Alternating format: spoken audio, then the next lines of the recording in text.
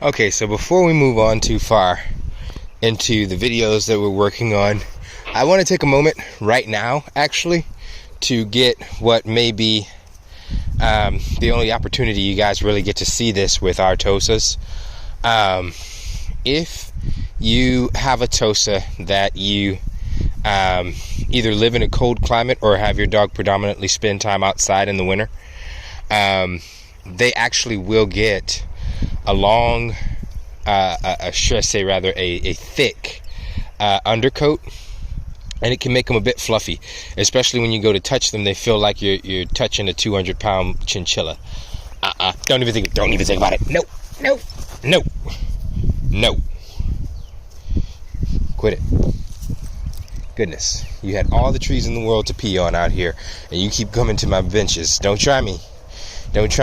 Anyway, as you guys can see here, his coat is a lot longer than what you might see from many Tosas that you've probably looked at. It's also a lot thicker.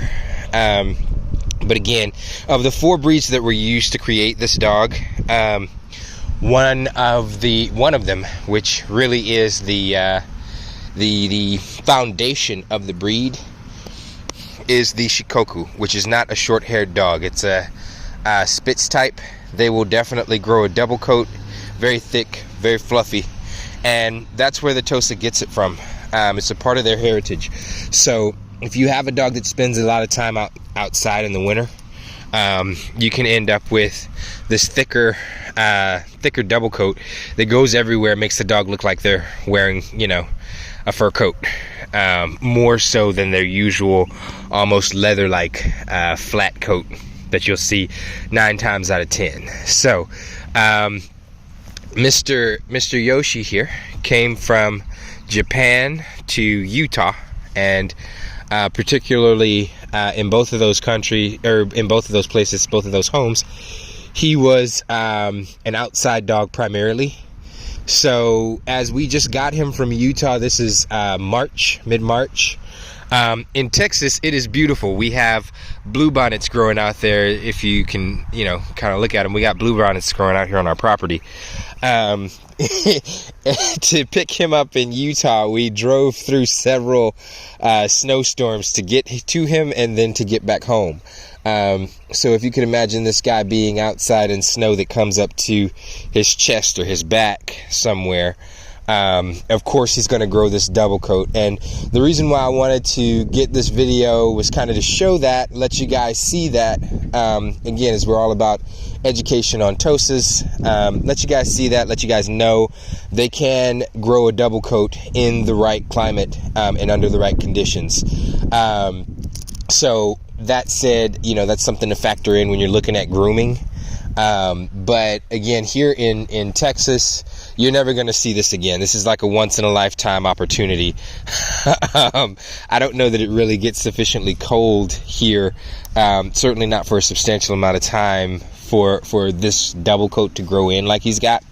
But as it goes away, you'll see it start to get very dull as it starts to come out, and then you'll see it start to get shiny again once it's all gone, and we're going to help that process. But in the meantime, just know that you can have a longer and or thicker coated Tosa, and that's perfectly fine, especially depending on the time of year. So whenever you're looking into and trying to find information on the breed, just know that the information that's out there currently is not all that good, and we'll talk about why as we go through these series. But I just want to make sure that you know that yes, Tosa fur can be a little bit longer. He is the second Tosa that I've had personally that has had a longer coat like that. And I've had Tosas that have fur that's as short as a pit bull's, but his would be the second. I've had my first female, a girl named Sarabi. Her coat was long like that, a little bit longer than his actually. And again, she got that double coat and looked really floofy at times. She was necessarily an outside dog. At the time, I was living with my parents. I was a kid, but anyway. We're gonna go ahead and let you guys go on with your lives. But I just wanted you to see that about the coat and know that. Thank you.